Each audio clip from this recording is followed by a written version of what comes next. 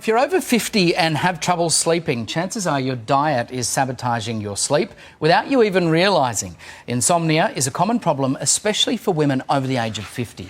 But many people unknowingly make the problem worse by choosing the wrong food in the evening, which can keep them up all night, basically. So a simple swap could be all it takes to get a better night's sleep. And clinical nutritionist Sarah Lorenzo deals with this problem regularly with your clients. Yes, welcome, definitely. Sarah. Morning, Matt. Good morning, Mon. So I'm guessing when I look at the three podiums, yes, this one with the white bread and the lamingtons, which looks awesome, that's the stuff we shouldn't be having before bed. Yeah, definitely. So all these foods they've all got added sugars, a high glycemic index.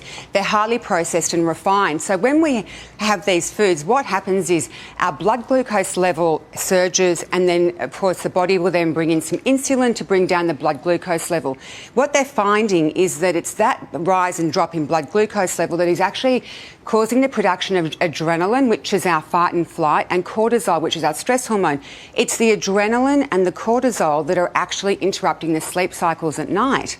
So, yeah, it's all very evidence-based information Sarah, that's come out. Am I an anomaly? Because this will horrify you, and I don't mean to turn this into a counselling session, but I'm going to do that. Yes. I can seamlessly knock off a block, for example, of mint Maltesers just before I go to bed, sleep like a baby, no issues. So am I bucking the trend? Well, you fall into probably the 60% of people who don't suffer from insomnia related like that. But, yeah, so maybe you are a little bit, but if you are having a problem, then have a look at it, and this gives us the things that, that you could be having. These are the foods we should be including. So we're looking at foods that basically contain things like tryptophan. So tryptophan's the amino acid that's essential to make melatonin. So melatonin's our sleep hormone.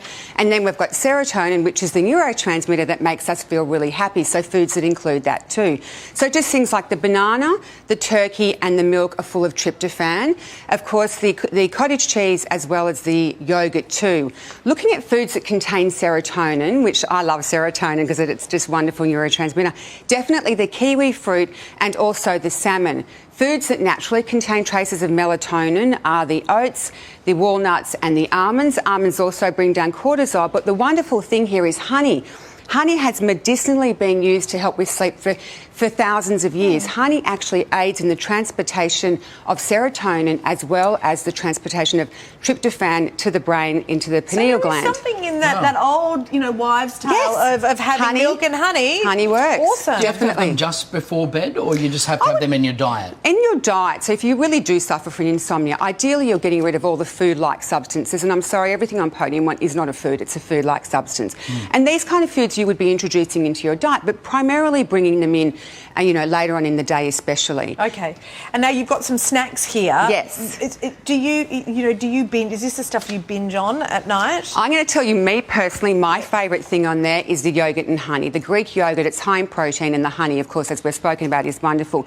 But these are some little snacks. If you can incorporate, you would be obviously skipping dessert, and this would be like a supper. So you can have things, of course, like the honey and yogurt, but just things like cheese. It's got the tryptophan and a good quality cracker, handful of almonds, of course, for the melatonin and to bring down cortisol levels.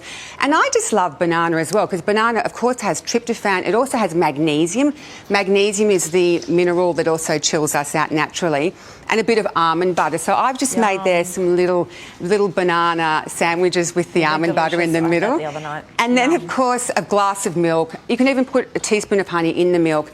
And the other wonderful thing is, of course, the granola. They come from oats. Oats is a form of melatonin with a bit of honey and almond. I knew you were going to tell me to put down the lamingtons and pick up the almonds, and that's what happened.